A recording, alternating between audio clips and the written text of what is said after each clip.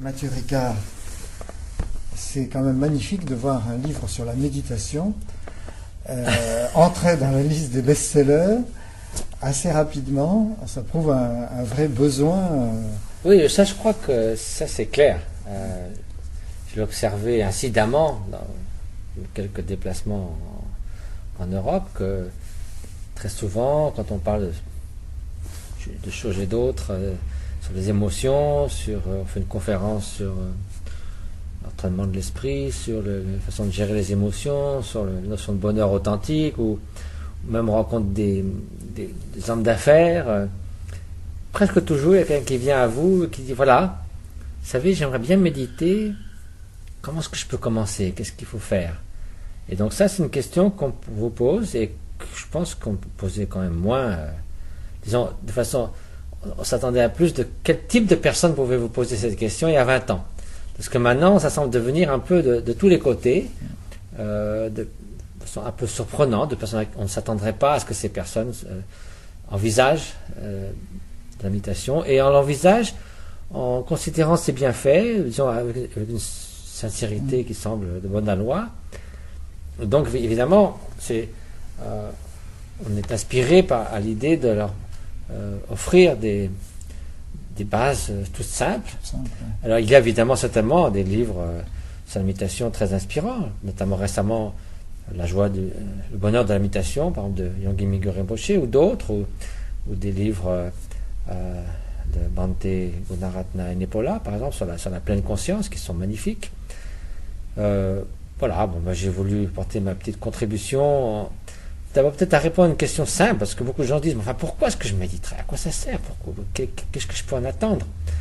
Et puis si on leur explique quels pourraient être les bienfaits de modifier la qualité de chaque instant de la vie, qui ne semble pas négligeable, ah oui, mais alors finalement, sur quoi est-ce que je médite? Et puis comment je médite? Donc, c'est de rassembler un éventail assez large d'explications sur différents types de méditation, parce que la méditation, entre guillemets, finalement, ça n'existe pas, puisque ça veut dire, c'est cette traduction de mots qui signifie cultiver des qualités, se familiariser avec une nouvelle manière d'être.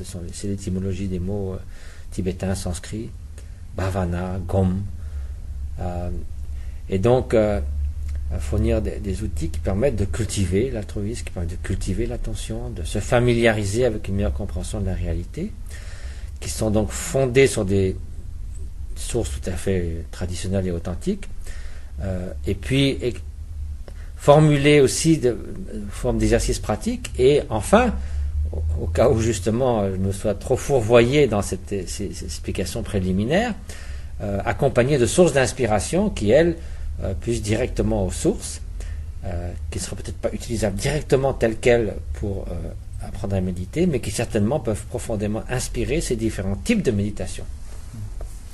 Et alors vous dites tout cela et vous expliquez tout cela tout en étant profondément moine tibétain dans votre robe rouge et jaune, et vous défendez encore hier dans Le Monde le principe d'une méditation laïque. Alors je crois que l'importance de cela, ce n'est pas de rogner mes racines, mais c'est vraiment d'éviter que les gens se privent finalement des bienfaits de la méditation en disant ça c'est pour les bouddhistes ou ça c'est pour la religion. C'est de la même façon que le Dalai Lama dit, c'est un drame de dire que l'amour et la compassion, ça c'est une affaire de religion. Et il dit souvent la religion est un choix, idéalement. La religion devrait être un choix qu'on devrait faire non seulement par la contrainte des circonstances sociales ou familiales, mais en ayant réfléchi profondément à qu'est-ce qui vous convient le mieux pour un chemin spirituel. Mais la tendresse, l'amour altruiste, l'affection, c'est pas un choix, c'est une nécessité biologique pour survivre les premiers jours de la vie humaine, pour mener une vie qui a un sens, et de nouveau biologique quand on est à la fin de la vie, quand on n'est pas capable de survivre par soi-même.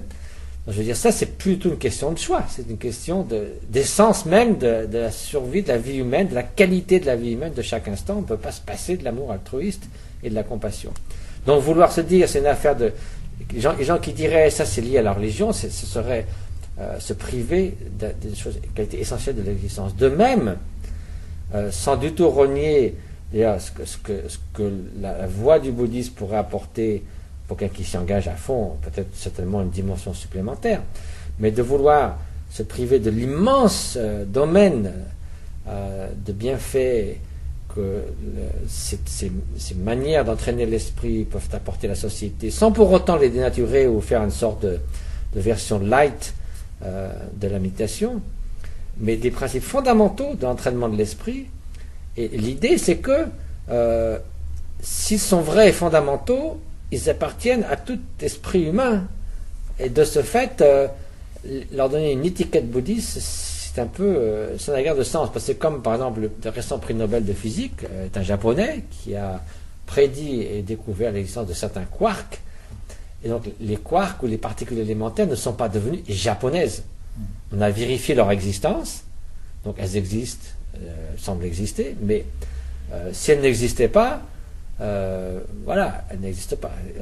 Donc les vertus de certains types d'entraînement de l'esprit, si cette analyse est correcte, elle est correcte pour tout le monde. Si elle est fausse pour tout le monde, y compris les bouddhistes.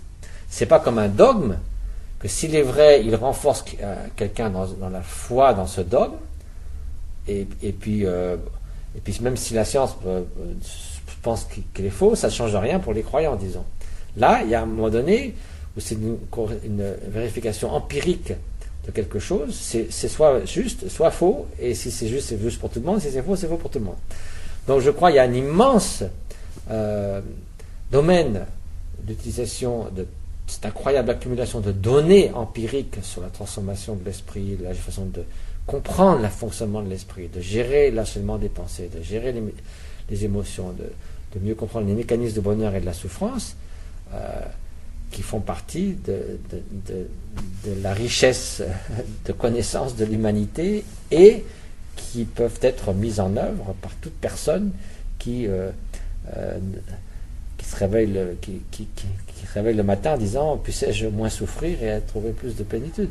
Oui, me calmer un peu. Disons, développer et cultiver tout l'ensemble, l'éventail des qualités humaines qui constituent un bonheur authentique. Donc pas des sensations agréables. Et puis alors, évidemment, une des premières choses, c'était quand même de dissiper tous les malentendus à propos de la méditation, faire le vide en son soi. En gros, c'est la relaxation et puis faire une sorte de néant intérieur pour créer une sorte d'oasis au milieu de toutes les sollicitations de l'existence, quitte à retomber dans le même tourbillon une fois que c'est fini. Donc là, l'idée d'un entraînement qui apporte une transformation durable et profonde, c'est évidemment pas juste faire une parenthèse neutre, dirons, au point de vue de ses effets à long terme dans différents moments de notre existence. C'est pour ça d'ailleurs que vous dites bien qu'il y a deux parties de la méditation. En quelque sorte, la partie où l'on pacifie, l'on calme son esprit agité, où l'on fait quelque part le vide en soi si on réussit à le faire, et puis la partie justement de la méditation altruiste. Or, en Occident, on a l'impression qu'on insiste beaucoup plus sur le calme, sur la pacification, oui. Etc. Vous pouvez dire quelques mots? Si vous voulez, le calme intérieur, disons, quelles que soient les qualités que l'on souhaite développer pendant les autres jours de l'altruisme, ou de meilleur équilibre émotionnel, façon de mieux gérer, par exemple, je sais pas, la colère, la jalousie ou autre. Il est évident que si on n'a pas un outil approprié, on n'arrivera pas. Notamment si on est constamment l'objet de distraction permanente. Donc, ce que les gens vous disent, la première chose que les gens vous disent, je ne peux pas méditer parce que je suis assailli de milliers de pensées. C'est la réaction initiale, la réponse de la plupart des gens. Donc, si vous êtes effectivement complètement submergé, vous ne pouvez pas utiliser votre esprit à autre chose. Donc, première étape de rendre l'esprit plus stable, plus calme et plus clair, c'est justement de le rendre apte à un entraînement ultérieur.